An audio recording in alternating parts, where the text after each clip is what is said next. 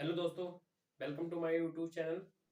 लेकिन आज हम आप लोगों को एक महत्वपूर्ण बात बताने का प्रयास करेंगे कि हमारा जो भारत देश है, हमारे भारत देश के विकास में एक महान फैक्टर का, एक बहुत इंपॉर्टेंट फैक्टर का एक बहुत अच्छा रोल निभाया गया, जिसे हम इसरो बोलते हैं।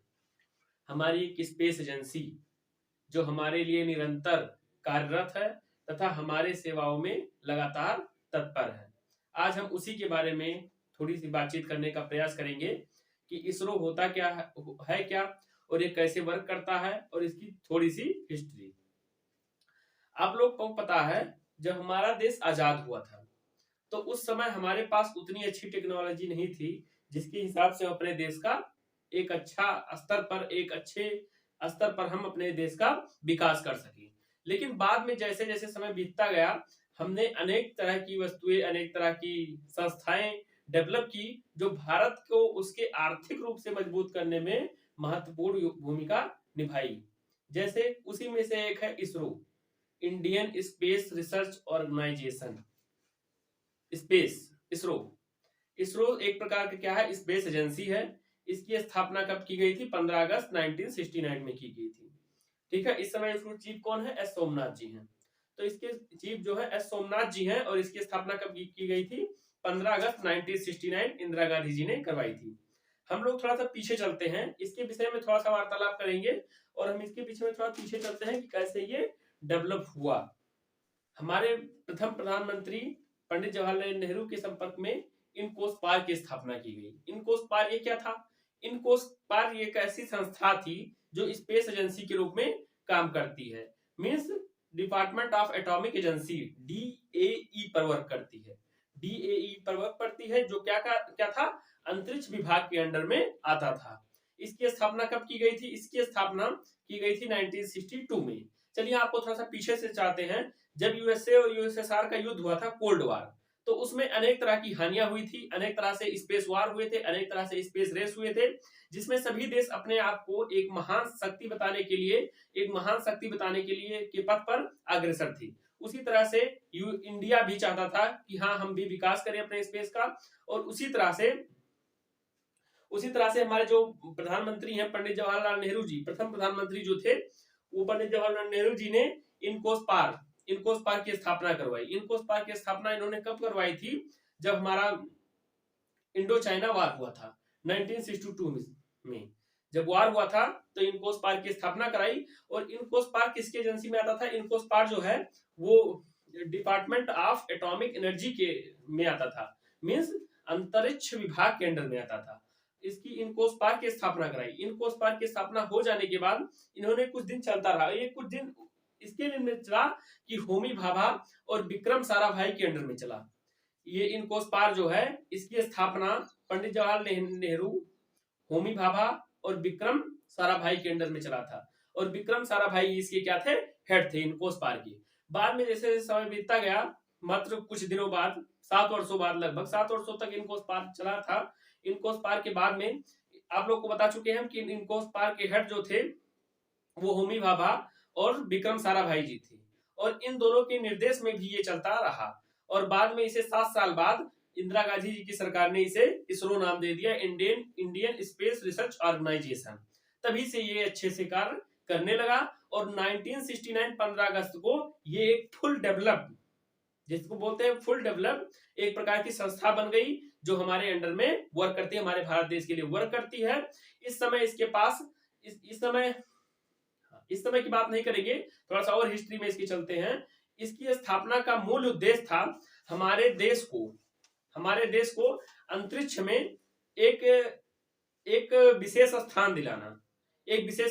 मेन उद्देश्य इसका यही था कि हमारे देश को, भारत को एक विशेष स्थान दिलाना पूरे विश्व के स्तर पर, जो कि स्पेस में अपना प्रदर्शन दिखा सके।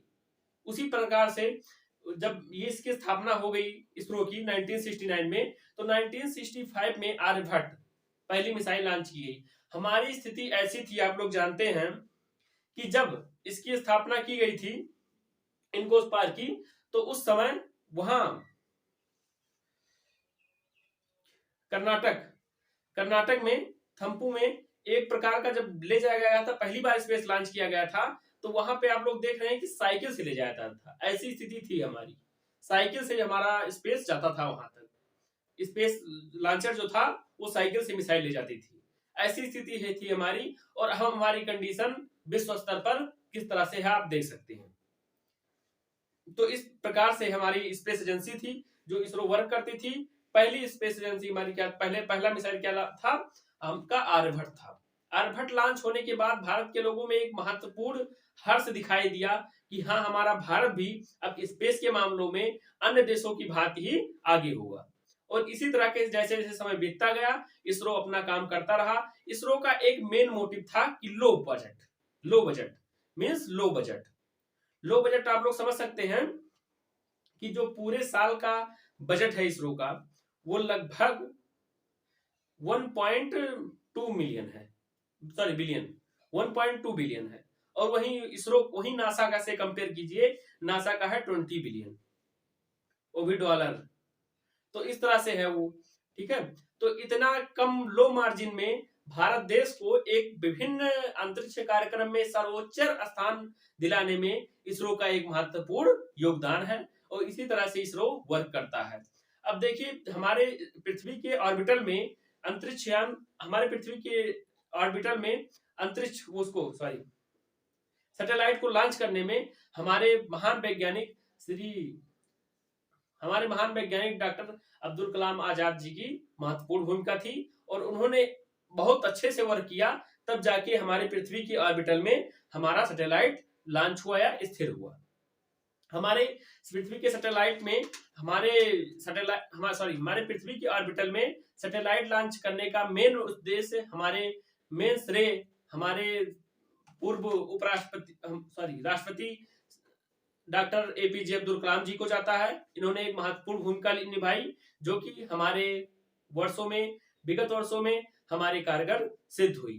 पहले ये लॉन्चर पीएसएलवी से होकर जाता था, अब बीएसएलवी लगातार वर्क करता रहा। पीएसएलवी महत्वपूर्ण लॉन्चर स्टेशन था जो कि विभिन्न प्रकार के 2000 केजी तक के मिसाइलों को क्या करता था, ये लॉन्च करने में सक्षम था। लेकिन हमारे देश के वैज्ञानिकों को पता था कि हम इसका उपयोग ज्यादा दिन तो नहीं कर सकते, बढ़ती मांग और बढ़ती वस्तुओं के में हम इसको अपने विभिन्न रूप में प्रयोग नहीं कर सकते। इसी तरह से इन्होंने नया ऑप्शन भी खोज के रखा था। नए ऑप्शन के रूप में उभरा जीएसएलवी, और जीएसएलवी जो कि जीएसएलवी आज अच्छे से वर्क कर रहा है और अच्छे से वर्क करने में इसका महत्वपूर्ण योगदान है। तो आप जीएसएलवी लॉन्चर स्टेशन से इसका लॉन्च किया जाता है। और 2008 में मंगलयान 1 लॉन्च हुआ।